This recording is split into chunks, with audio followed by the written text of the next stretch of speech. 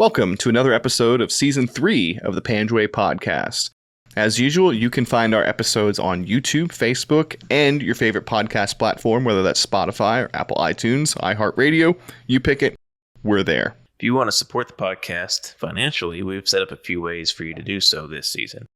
You can become a patron by hopping over to patreon.com/thepanjwaipodcast and sign up for a small monthly donation. If you want to make a one-time donation, you can find us on Venmo at the Panjwai Podcast. And last but not least, we've got a small selection of merchandise in our store. So if you head over to thepanjwaipodcast.com and click on the store tab, you'll see stickers and other merchandise, and who knows what might come down the pipeline. All that I can hope is you take me with you when you go.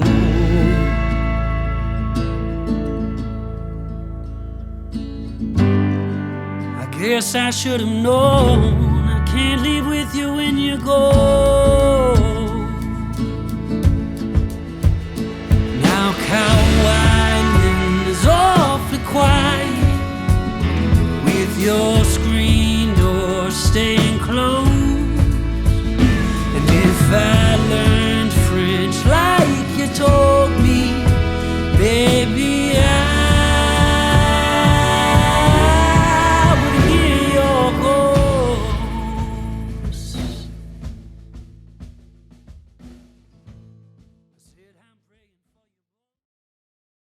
You know, people can use maps and imagery and stuff, and they can cheat, and they can be like, oh, I want to go to this land before it even opens. And then everybody obviously goes for the most ideal ones. It's just like, it's too, there's no point anymore in homesteading because you would just list the lot for sale and you can buy it. Yeah. And it avoids kind of the potential for Alaska Wild West violence in the middle of the bush, you know. I don't know. I don't know what the reason is they don't do it, but I suppose it's probably just because it's just not convenient. You get more money the other way. And you get more money the other way, yeah. You know, you can charge a price based on the value of the land instead of just a, one price homesteading permit. So if there's a lakeside property with a mountain view, you can charge more than for like the acre surrounded by sticks on four sides with no access. Right. But homesteading, they'd be the same price. The intricacies of Alaskan economics aside. Curtis, why don't you introduce our illustrious guest here this evening? Yeah, sure. So we're sitting here with Corey Hatt. Corey Hatt is the owner-founder of Mad Hatter Industries.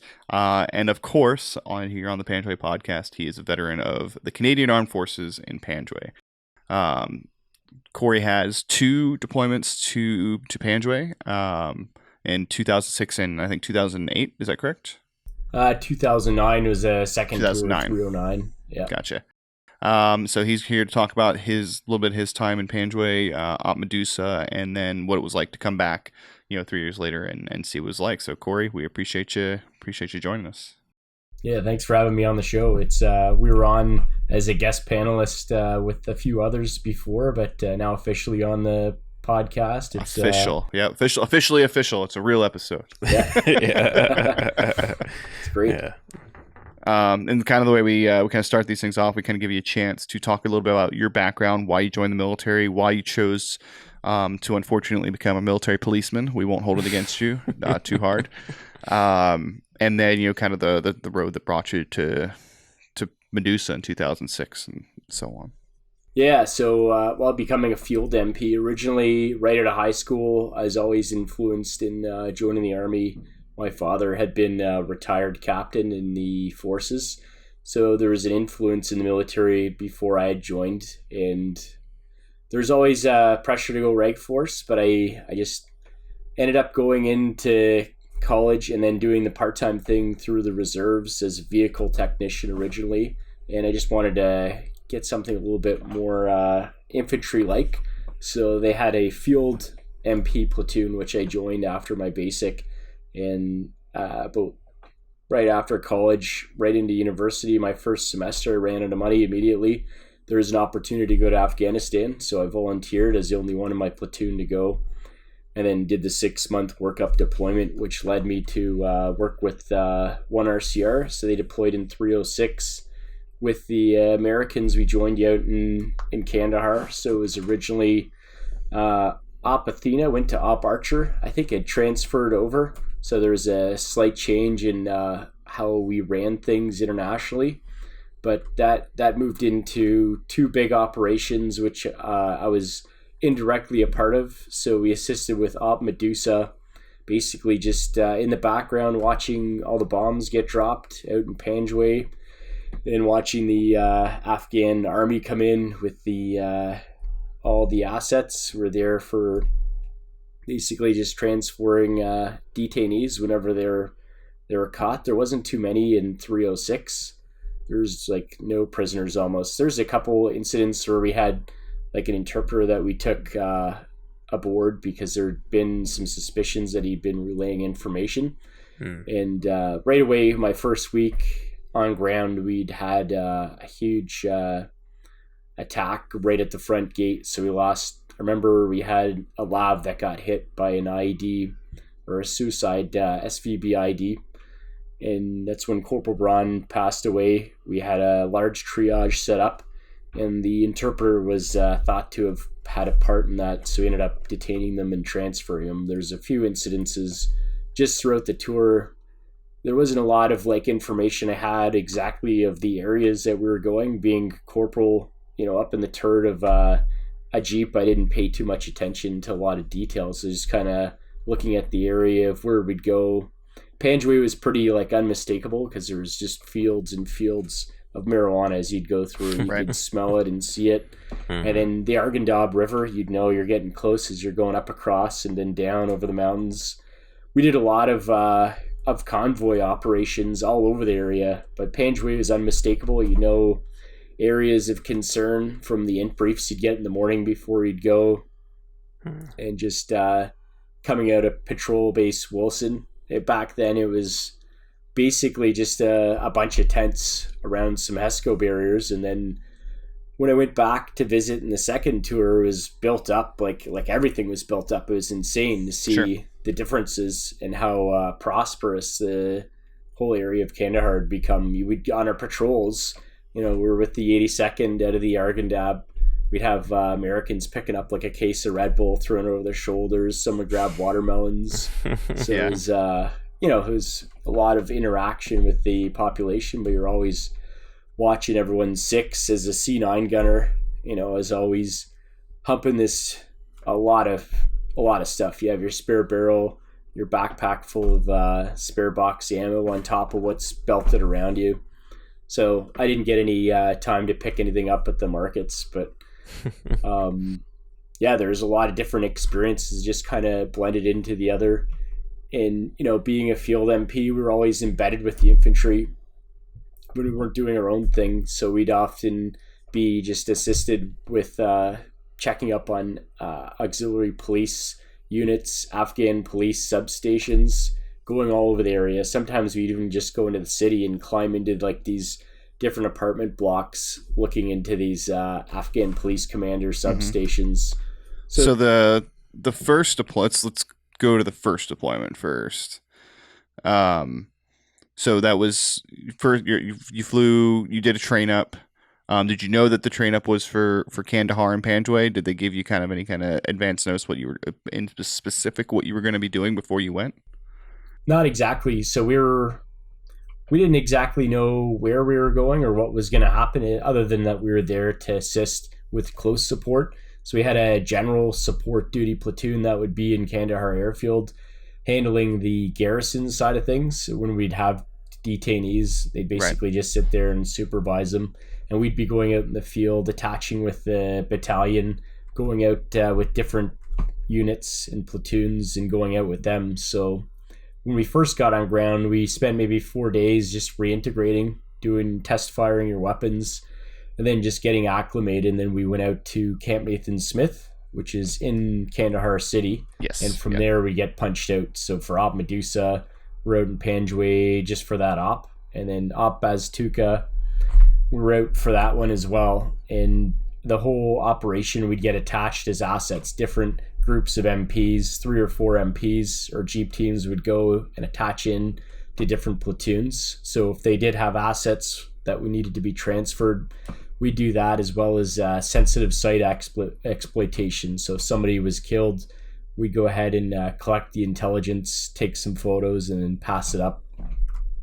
And this was basically you knew that this was going to be your mission set before you got to Kandahar.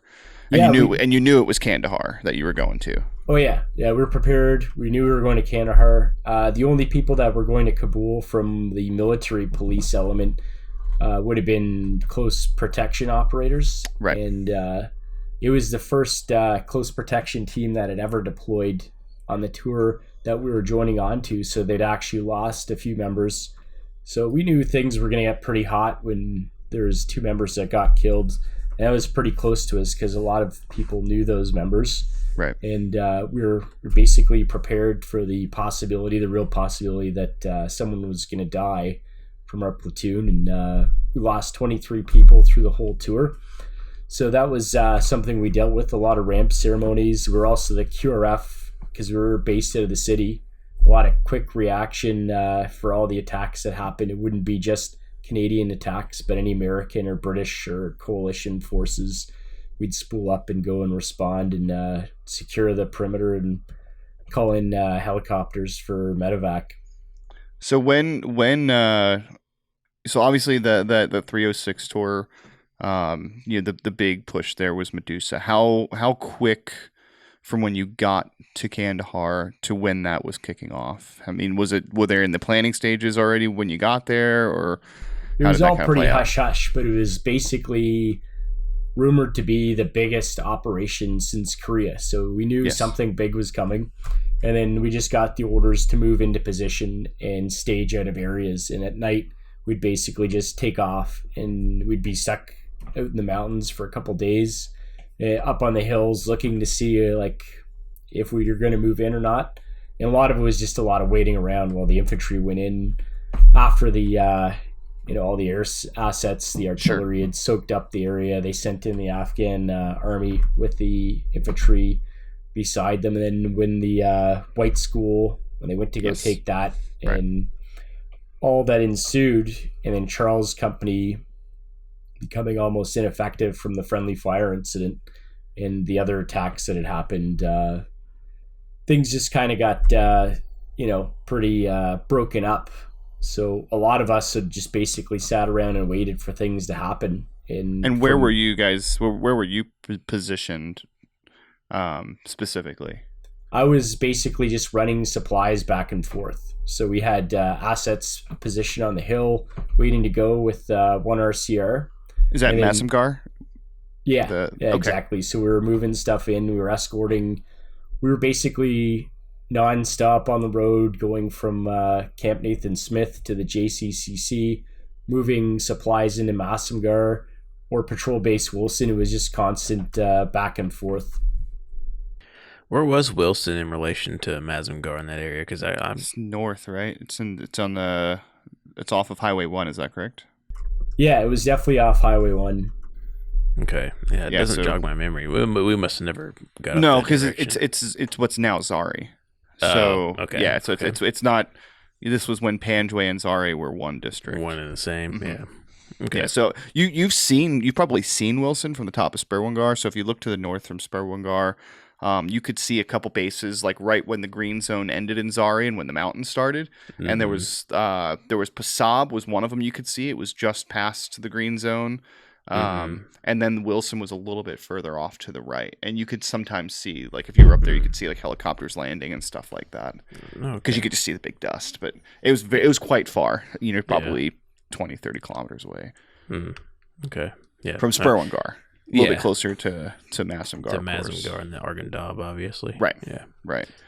So the route that you guys would take would be Kandahar up Route 1 to Wilson, or Route 1 up to what's now Hyena to Masamgar? Are those the two? Yeah, so we'd mostly follow Highway 1. We'd go and take the routes down, and we'd split off depending on, I guess, the threats of what were happening during the day. Sometimes we'd always try and switch it up or go from a different area, but pretty much always taking the same highway because that was the main area. There's really no other choices at that time. Yeah. I mean, the extra routes hadn't been built up. Nothing was paved. I mean, there was no back road to Panjwai at the time other than the Rajasthan. Now, there's all kinds of different ways to get there, so you can be a little more predictable. But so your primary mission was like detainee ops and moving people around and stuff like that. So, we got lucky. We had quite a few different tasks. So yeah, the prime role was with detention operations, but to liaise and mentor the Afghan police. We also, because it was such a small group that we had, then we'd taken over such a large AO, we were also responsible for convoy security, escorting a lot of materials going through, quick reaction for any attacks in the city. We'd also do camp security at a Camp Nathan Smith. And then we'd also spend some time splitting up some of our assets and sending them out to FOB Scorpion. So there's a little group of police officers that were employed through Dynacorps, where we train Afghan auxiliary police. And some of you might recognize Dynacorps back in the day, the precursor to Blackwater before they started sending contractors over. Dynacorps and KBR and Halliburton had all their assets. And we trained, I personally did 2 classes of 50 auxiliary police, and you'd spend about 2-3 weeks there just indoctrinating them, ironically enough, to their own Afghan constitution. I'd be the white guy teaching them through an interpreter, and I just have all this material that I go through with Dynacorps. But that was kind of like a vacation, because it would take you off the what our day-to-day operations was generally every day we'd be going outside the wire, either escorting materials to the FOBs or to the front, or we'd be just doing our own visits to the police substations on our own, or being attached out for the 2 ops that we supported. So when you guys were when you guys were snatching up, or you guys were like transporting detainees, like how involved were the Afghan police that you were training, or was this like a totally different mission set? So there's an Afghan, like basically like the CIA, I think they called them the NDS. Yeah. We transfer them to them, and back in the day. So did the NDS detain them, or did they detain them? Or did they send them back out the back door? There was a rolling joke that they didn't make it past the front gates. They basically just shoot them in the back of the head and move them that out. Was common practice in 2012 too, so I'm glad to see Afghan justice. That didn't change. And we weren't aware of that until afterwards, but it became pretty common knowledge that that's what was what was happening. So then our detention facilities started filling up because of the time and transfer to release and process them. Everything was all pretty new back in 2006. Things really started to heat up. So there was always questions of where these detainees were going, depending on intelligence values. Would they go to the Americans? Would they go through to the Canadians? But depending on because the Canadians didn't have their own detention facility, did they? They just dropped them off either to like the U.S. or the we were the starting Afghans, to. or? We had some cans basically that we're using with some people sitting on top of it, and then it was just all fenced off. And then by the time I spent the first 4 months of my second tour in Kandahar Airfield, the detention facility had completely been built up. It was incredible. Really? Like, it was just sophisticated, and we had a lot of assets there.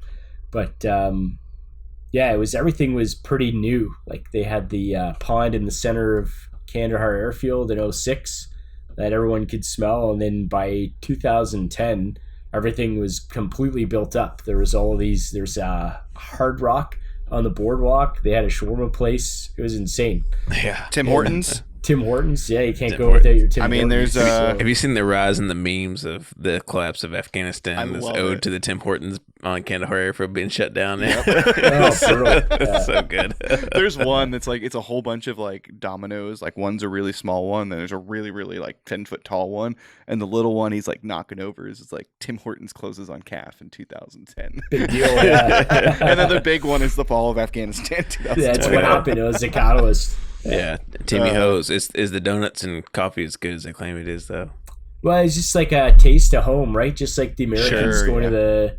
I don't know why there so many people love Burger King when you get the same thing of the DFAX, but it was just like, a piece of home. It made you feel like normal again. It was something to look forward to. But every time we got in there, we'd try and do a quick stop there, and we'd be all dusty, and I had a C9 strapped to the side of me. It just looked different from everyone else there. Was there a boardwalk in 2006? Yeah, there was, and there's a lot of what is it? They play a lot of ball hockey back in the day. So yeah, the famous hockey rink in the middle of the boardwalk. It was still there in 2017. It just wasn't being used as a hockey rink. Right. I mean, it'd been a lot more built up. It was night and day difference between the two tours. Sure. Yeah. And I had the opportunity to do some private security in between, and it was just like the experience that I had going from the first tour, which is very aggressive, to the second one. We were still doing a lot of aggressive things, but it felt like the tempo had changed a lot. It wasn't really. You couldn't just shoot and but basically the first tour there was a lot of escalations happening, and then things changed quite a bit. There's a lot of rules where you'd have to let vehicles into your convoy and all these crazy I remember that. Because there was a time obviously you're talking Iraq, like 2005 to 2008, where if a vehicle tried to get in your convoy, you put that vehicle in the ditch. Either with your vehicle or with your 50 cal. Yeah. And then it was weird to me, in 2012 to be driving and like these a little sedans, like what the fuck, that could be a bomb. Felt really uncomfortable. Very uncomfortable. So while we couldn't actually hit them, we made sure it was not in their best interest to snake into our convoy. We definitely ended up causing quite a few accidents. Fender benders. Yeah. The old game of donkey cart smash was something more popular. If it's 800-pound, Suzuki Daewoo or whatever versus a 38,000-pound MATV, we win every time. And that's a big car. And most of them are just motorcycles. God knows how many motorcycle crashes we caused. Yeah. There's a lot of craziness and a lot of times where it's just you just going up and down, running the roads, everything seemed fine. Then half an hour later, behind you there'd be a convoy that was hit, or somebody would go over. It was always in the same spot, too, near the arches, where the SVB IDs always seemed to hit, and then all the IDs we'd have a sweep done in the morning from this guy called CIA Jack. He had a team of guys that would go and sweep the roads. But that was a common threat in 06, the vehicle IEDs. Wow. That was actually probably the biggest threat, because when we'd get engaged, it was inaccurate fire. Other than some orders coming into Patrol Base Wilson, those are pretty accurate. But it's a bunch of teenagers with Chinese-made AK-47s with or third grade education. Yeah, well, exactly. Then when you're getting professional, accurate fire coming in from Chechens. Very different. Yep. So, it was a trip. So that VBID threat in 06, did that really direct how you drove through the city, or how you made some of those runs into Kandahar or into Panjwai? We were aggressive. Did that continue into Panjwai, or was that mostly just in the city? It would follow all the way through. In the city, people would pretty much steer clear after a few, warning shots. Sure. We'd have so almost like a competition sometimes to see how many escalations would happen, but we didn't have too much problems in the city. We started half the tour in the G-Wagons, so you could pop right out of the hatch and just point your rifle or your pistol at people and they'd move. Right. And then we moved to the RG-31s after these G-Wagons kept getting blown up. And it was a remote weapon-based system. It was a lot harder to wave people away because they didn't seem to really see a threat. Right, they just see a mounted gun. It doesn't really translate to a direct threat to them. Yeah, until some shots start firing across the windows. Sure. Which is ironic because you're way more likely to hit them with that thing than you are with pistol pointing at your door. Pistol is nothing, right? It's just a toy. But it's intimidating to see an actual person holding an actual gun, pointing it directly at you and making eye contact, like, "Hey, fucker," I'm talking to you. The pistol was more effective because I guess they viewed it as an officer weapon. So when you're pointing a pistol, it meant business. Okay, fair enough. That's the way we're told. Anyways, it seemed to always work. Sure. If the rifle didn't work, the pistol would work. And there's always a combination when I was in the turret between having the C6 up on the shoulder, the C8 right by my side, and then I'd pull a pistol out every now and then. I just kept it close up on my rig. So if the SVBID or SVBID threat, it was mostly in the city. When you got out to the rural areas like Panjwai, was there a substantial like pressure plate IED or vehicle targeting IED threat out there, or was it mostly small arms once you got out to the sticks? We didn't get a lot of small arms. Like there'd be the occasional pot shot, but we just drive through it for the most of it. And then Sure. I think we were always worried about SVBIDs. Like Okay. if we could see the vehicles coming, there was always a concern. But then once you got out and you're going through these dusty roads, as soon as you're off the pavement, you didn't have as much concern with the pavement having, a command detonated IED because you could see at least the road in front of you if it was paved. There shouldn't be as much of a concern. Right. Never seemed to hit those, but And at what point did it stop being paved? Because obviously in 12 it was paved all the way, Spurwan to Massamgar, all of Route Hyena was paved. But I know that wasn't the case in 6 and 9. yeah, well, there's like a lot of routes were basically just broken bits of street, and for the most part, once you left the city, everything was all kind of just gravel and then all just dirt, like wild turkey. We named all the routes out of beers. I forget like exactly. Red Dog was pretty fucking. Was there a like, Molson? There's a Molson, yeah. There's a Right. Foster's because Foster's. Hyena became Foster, or Foster's became Hyena, right? So Route Hyena used to be Route Foster's. Yeah, for When- me, I think I recall everything being just basically dirt. There'd be like small villages where you'd go through, but everything was just so like it looked like you're going back in time like 100 years ago. Like you'd go Sure. right out of the city, and then all of a sudden you'd see people living out of caves. Yet they'd have these brand new Toyota Corollas, satellite dishes, and like there's these Isn't it sketchy wild? bridges you drive the RG31s over that you're afraid of just falling into the aqueduct. They were just so narrow Yeah. and crumbly. That was the first time I actually drove one to get tested, and we just basically had to drive it over this shitty small aqueduct that was the width of the tires, barely. And there's a lot of sketchy opportunities to get contacted and hit. Going up mountains, you'd see people watching you on, walkie-talkies.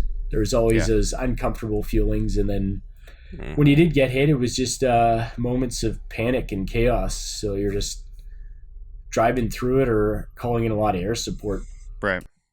Well, it's funny, like the discrepancy between like the modern architecture and the ancient construction techniques, and like obviously the Pashto are very basic people, but at the same time they're living in a mud hut talking on a cell phone.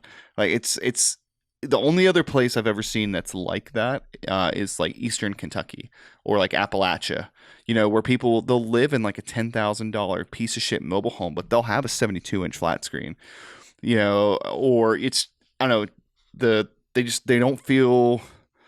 Maybe there's just not the supply or the interest in modern construction, so they just continue to build mud huts, but like they'll park a car outside of a mud hut.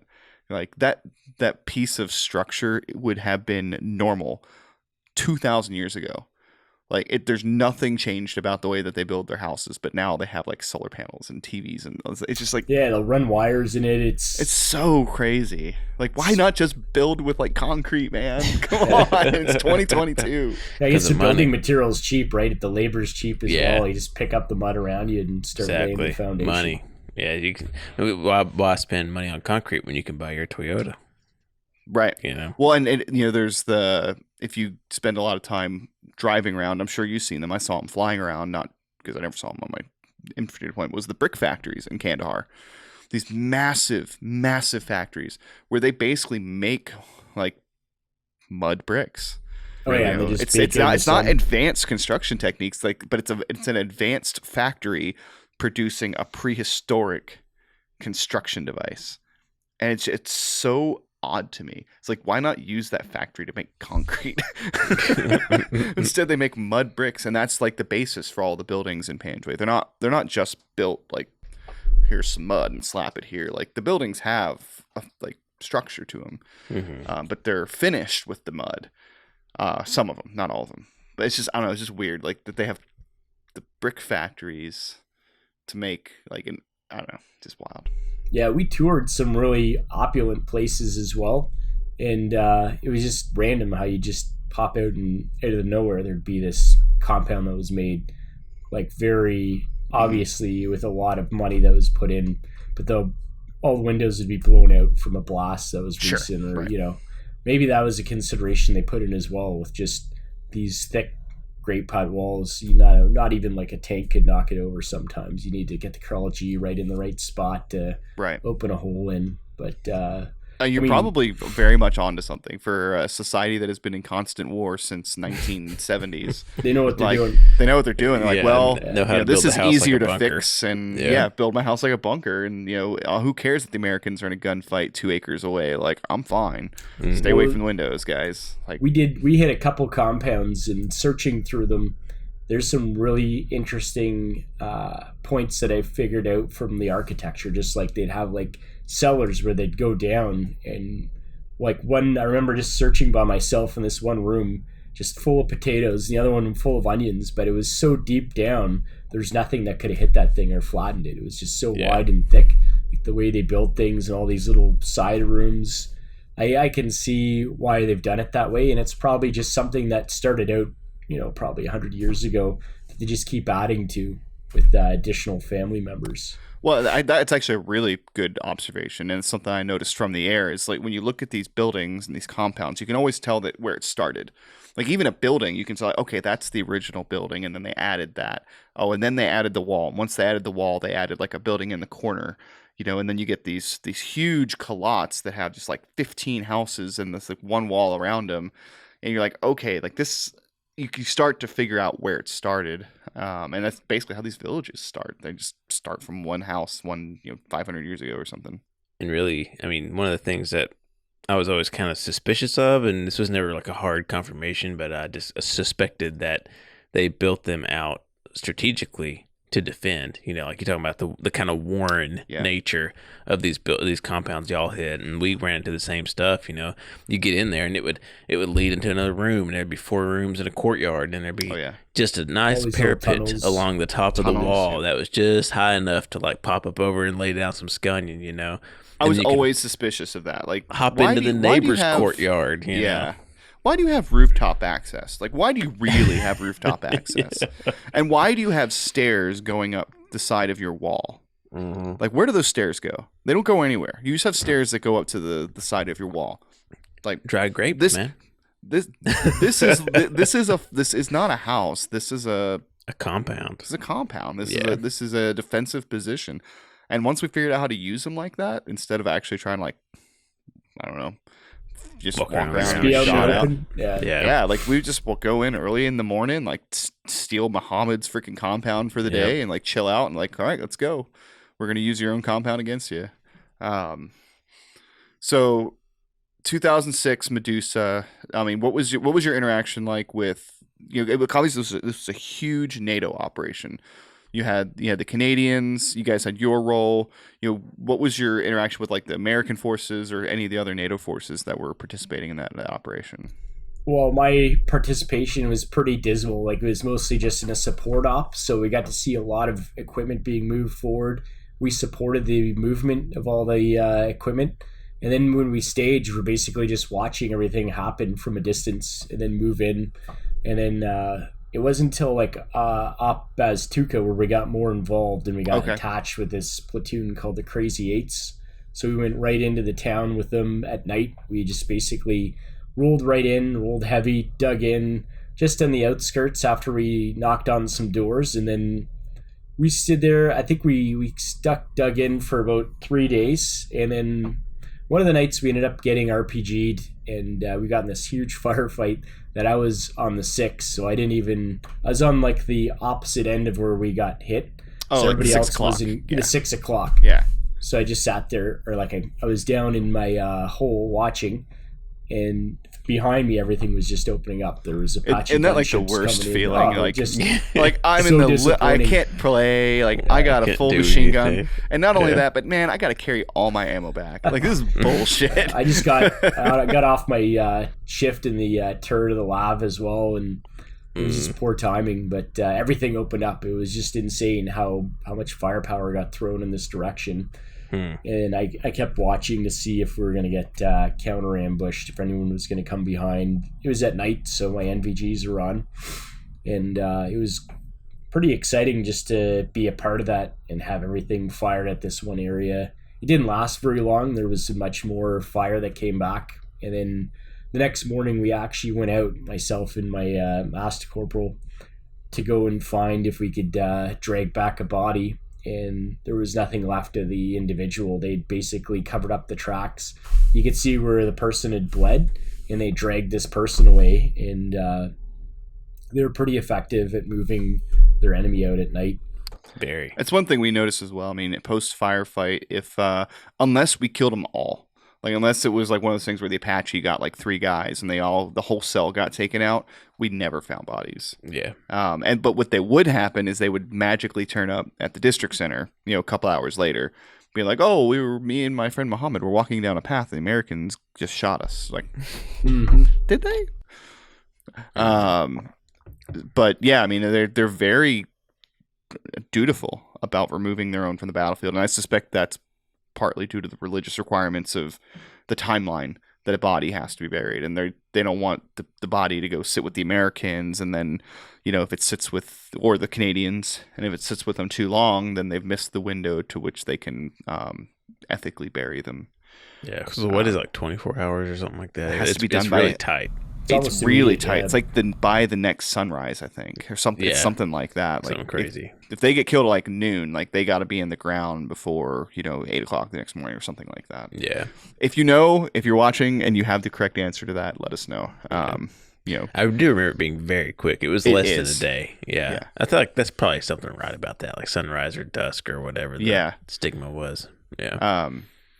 Yes, I mean, but it does create this very creepy vibe when like you cannot find bodies on a battlefield. Yeah. Like when you just fucked a whole bunch of people up, and you roll into the village where they were shooting at you from, and you see like, I didn't never see this, but when you see piles of blood or whatever, you're like, somebody bled right here. Like this was where somebody got shot, and like there's nothing. So I know they have to be buried within 3 days. That's what 3 they talk days. about 3 days. Okay. Muslim burial process, but okay. Something about the soul leaving the body. It's there's a ceremony where they're wrapped in white cloth and buried within 3 days of the time of the death. Okay, 3 days is a little bit more permissive than I thought. Well, it probably happens even faster in Afghanistan. There isn't a lot of time to... it could also change with different sects, too. Maybe like Shia versus Sunni or Pashtun, Wali. Yeah. Like, who knows? Yeah. But there was... I mean, from our experience, we didn't have a lot of dead bodies. I mean, that we dealt with personally, there's a lot of casualties recorded throughout the tour that we were on. But our personal experience... Not a lot of bodies to bring back, and not a lot of detainees either. We'd get lucky sometimes with some being injured and picked up. And it was more my second tour where I dealt with a lot of that. So the first 4 months, we'd basically get called into just anywhere there was a detainee that was picked up. I'd fly in a helicopter, drop down, make sure the paperwork's good to go, process them, throw them on the bird, where immediately they'd freak out because they've never been on a machine. They think it's some mythical beast taking them into the air, and some would be really scared, and it was just there we'd bring them back and process them, their biometrics and whatnot. But, now with not to go back too far, because I do want to talk about the 2009 deployment, but you were talking about the unit, the Crazy Eights. Who are the Crazy Eights? Like what nation? Like what's the? Because I know that there's some sort of like mythos behind that unit. Yeah, so the Crazy Eights, I think I could probably find them on here on the internet, but they were a platoon with Charles' company, and we attached with them for Baztuka, but they'd been basically a legend on our tour because of the amount of ticks that they'd gotten involved in. Their involvement with Afghanistan was, in Op Medusa was night and day compared to my experience. So one of the members I was talking with, Pete Mitchell, was telling me about an experience with basically just running through fields of marijuana on full automatic, screaming at the Taliban. Yeah. Like all of them, these young kids, like 20 years old, some even less, just full out, like it was just wild to hear their experiences of what they went through and just like the intensity of the combat. So they'd gotten a bit of a reputation because of all the stuff they'd been through and survived, and just the heat of everything. By the time I'd met up with them, it's like it was probably about 4 months between Op Medusa and Op Aztuca. September was Op Medusa. November, I think, was, so I guess it wasn't that long at all. It felt like a lifetime, but it was really only a couple months. But their experiences between that time span was like they'd aged 10 years in combat experience anyways. Sure. It'd been nonstop for them. They'd just basically been on the go since that had happened, and it'd been really rough for them losing the members of their company. The whole company got ravaged from the friendly fire incident, a couple RPG, unlucky RPG attacks. Yeah, and so they were the company that got hit with the A10 during Medusa. I believe they're around. I remember them talking about some of the events of that happening. I don't know if it was them directly though. Their whole platoon, I think, pretty much stayed the same. But they were involved. It would have been that company. I'd have to reach out to Pete and confirm that. Gotcha. But yeah, they were definitely engaged, and it was an intense tour for them. Like, it was a night and day difference. There's like a meme that I'm always reminded of where it talks about Afghanistan experiences may differ or vary. And you see, like, on one side there's this dude stuck in like moon dust with just dust all around, a sandstorm, and then the right is like this captain smiling with Tim Hortons, and it's just like they get the same medal, completely different experiences. But we got to attach with them. That was the platoon where we got hit, the RPG attack that had happened. We engaged, and then there was just different things that kept happening to them. They just kind of became these legends. And I'll share you a link. If you look on YouTube, there's a link of them. Okay. That they were interviewed send it over. on CBC. So they talk about the experiences they went through, getting ready, new members that came from Petawawa to supplement and get on the tour. But they were definitely probably one of the most engaged units we'd been involved with. There's this other unit by this crazy Cameron. I think his name was Master Corporal Gindo. He'd been hit like a number of times. There's this one attack where we responded as a QRF, and they actually they'd gotten engaged by an SVBID and hit it before it blew up, and it just like, I think it was like a napalm style device that they had in this car that blew up. It went over the G-Wagon, engulfed it, just looked like it'd been charred. So when we rolled up coming out of Camp Nathan Smith for this QRF, we saw like a hand on the road unattached. We drove through the arches. Half a torso had been lying right next to the G-Wagon. What had happened, I guess, was this SVBID had detonated because they were getting engaged before they hit the G-Wagon, and the dude literally like blew up.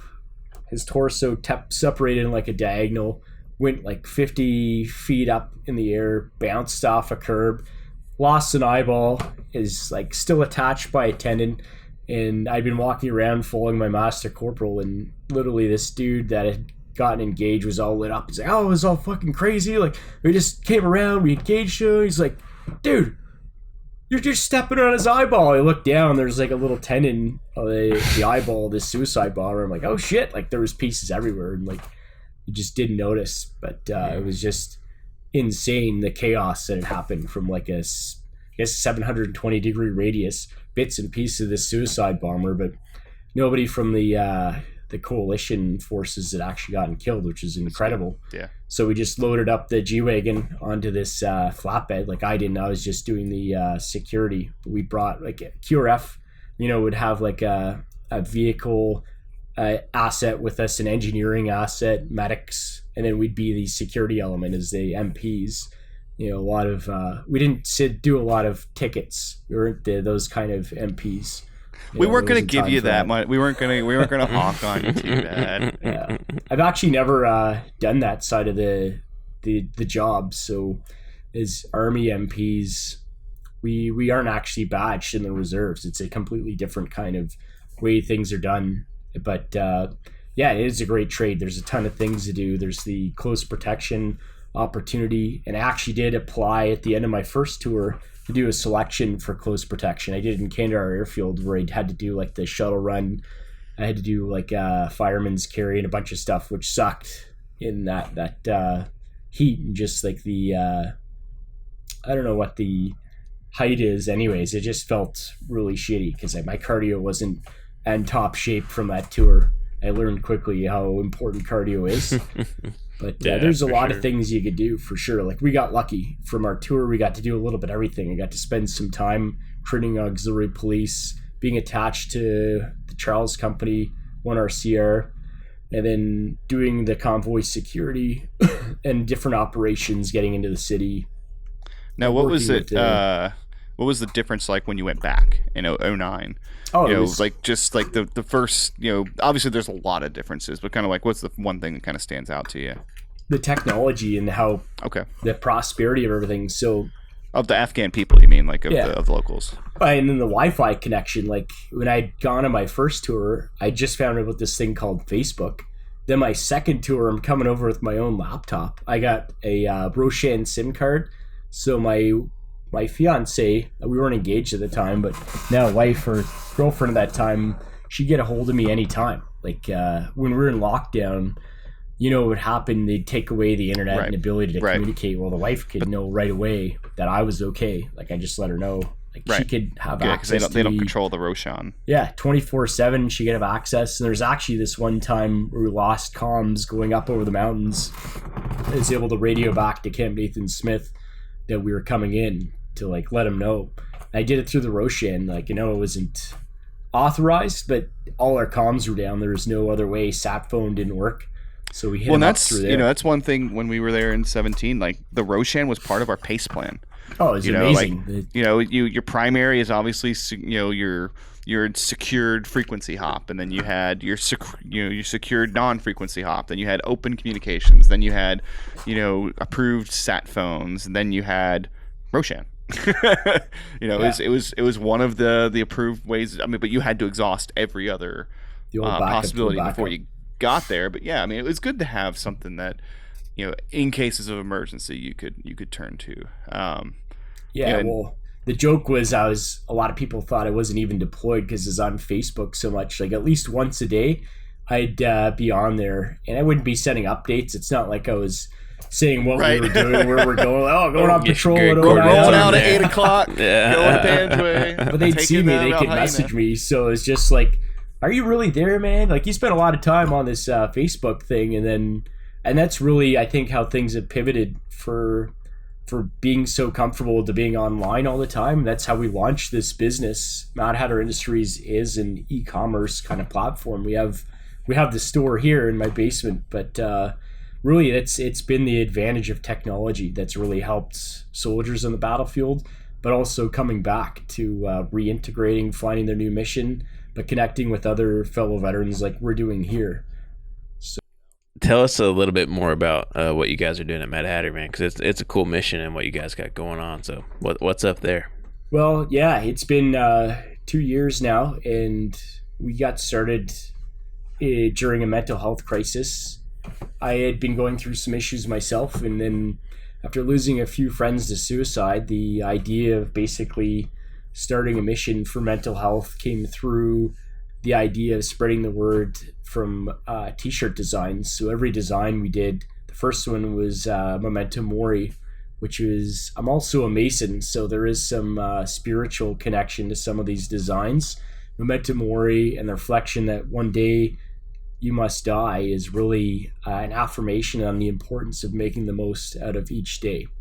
And then each design has a different series to it, but it was meant to motivate, help, and inspire. So when you think of Mad Hatter Industries, the abbreviation or acronym of MHI actually stands for mental health initiatives, but also to motivate, help, and inspire. And that's kind of how it started. I was always doodling things overseas. When you're in the Blue Rocket, you see different sayings, different artwork. I just love doodling and making different designs.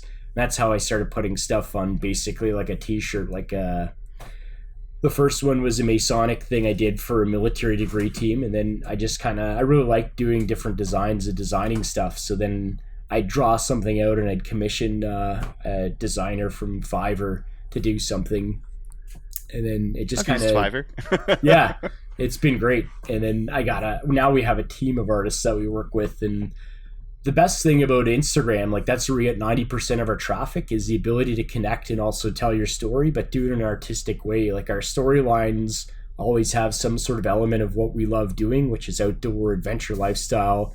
I really enjoy motorcycling. Like for me, that's how I kept sane and connected with a group of like-minded individuals. We joined a motorcycle club called the Pipe Hitters Union, which is mostly special forces. At least that's how they started out.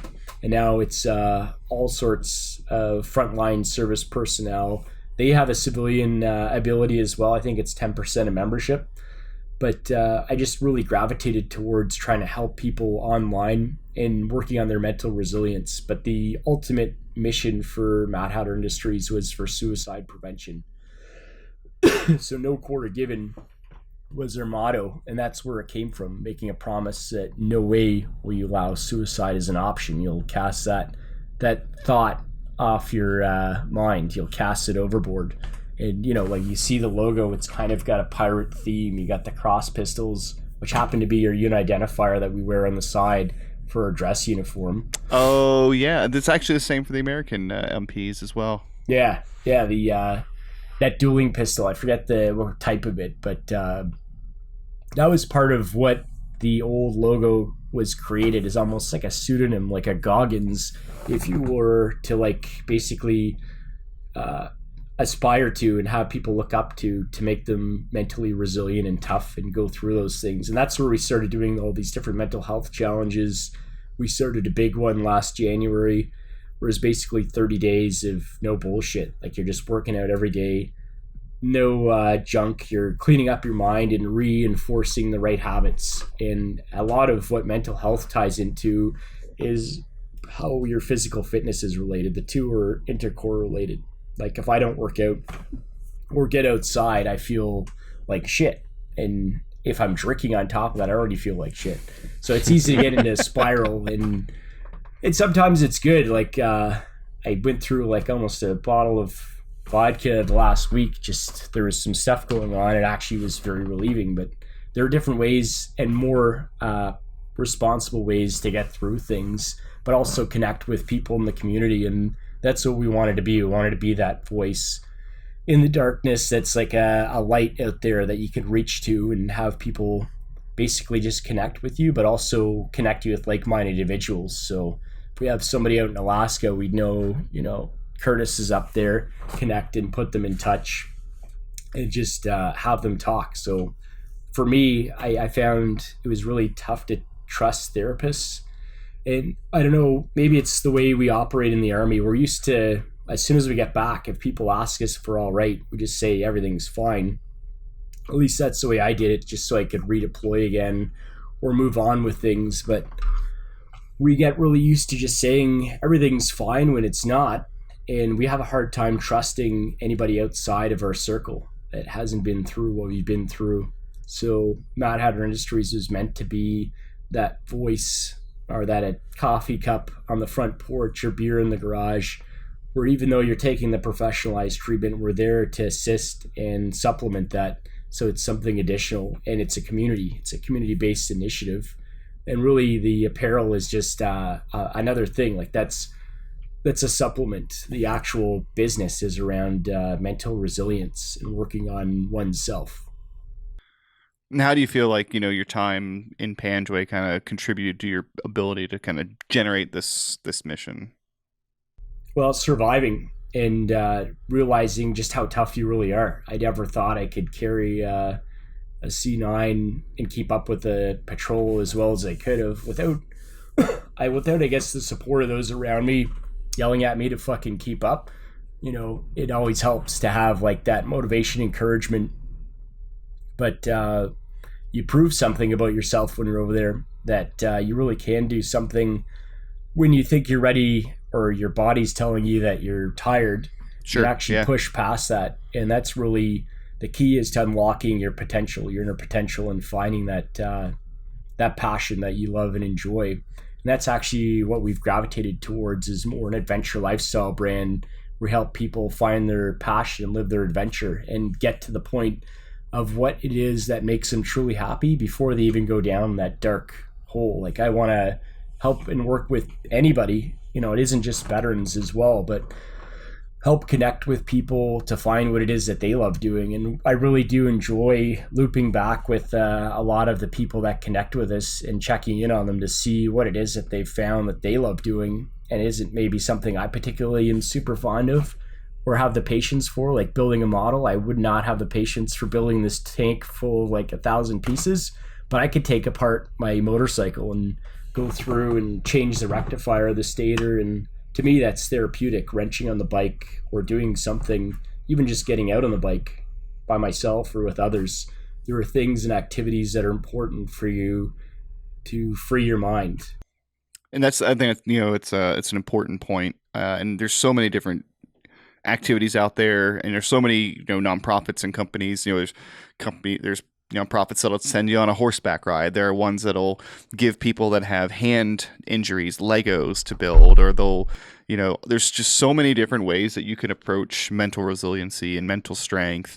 And like you said, free your mind. I really like that phraseology. I'll make up my own word.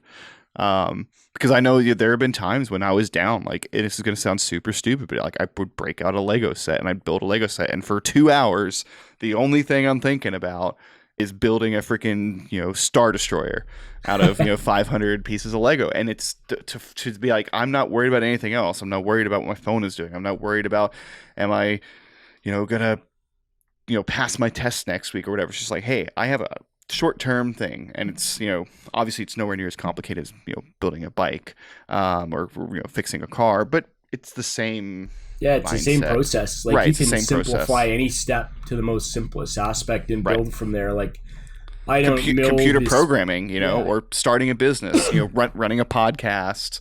It's not as hard as people think. They overcomplicate it. But it's also something you can't just give up on. It doesn't happen right away. So people got to realize that it's the actual process that's the reward, and that you should find the enjoyment out of. You're not going to get rich per se just doing something and getting into it. And a lot of people are impatient. They expect results right away, but it's just like working out. Without that consistency, you're not going to get those results. It's not something that happens immediately. But when we talked about freeing the mind. That's actually one of the designs we did this summer was road trip. And Diopresso animi was a Latin term for free the mind and open the soul, essentially. But to basically save yourself, you got to free the mind. That's one of the designs that we had. And the concept behind a road trip wasn't just a road trip. It's just finding what you love doing and getting out there and doing it. Just like that Starship Destroyer. And those are the things we love supporting. Like, there's different veteran initiatives where we send our proceeds to different charities. Some is for raising service dogs, and we try to participate as well. We both try to donate and participate, but there's so many good things going on, and that physical therapy of getting connected and doing that work is part of the benefits of those challenges. Well, Corey, we very much appreciate you coming on and sharing not only your experiences, but the mission of Mad Hatter, which we really believe in, and we think it's doing great things for Canadian and American vets. By being tied into the whole the Panjwai veteran community, it's another way for people to it's just a big network, so that's how we found out about you was through our network, and we hope that other veterans that are struggling can find you as well. If you're looking for Corey and Mad Hatter, all the links are going to be in the episode description. You can find it at Mad Hatter Industries on Instagram, Facebook, and you do have a website as well, correct? Yeah, it's madhatterindustries.ca. We're on TikTok. We don't necessarily understand how it works, but we're there. There we you got go. some videos, so we're kind of everywhere. All right. Well, Corey, thanks for joining us. Absolutely. It's my man. pleasure to be here. Thanks, brother. Cheers. Thank you for listening to another episode of Season 3 of the Panjwai Podcast. We appreciate you sticking with us all the way to the end of the episode. But just one more thing before you go, please hit the like and subscribe button and make sure that you are following us on our social media.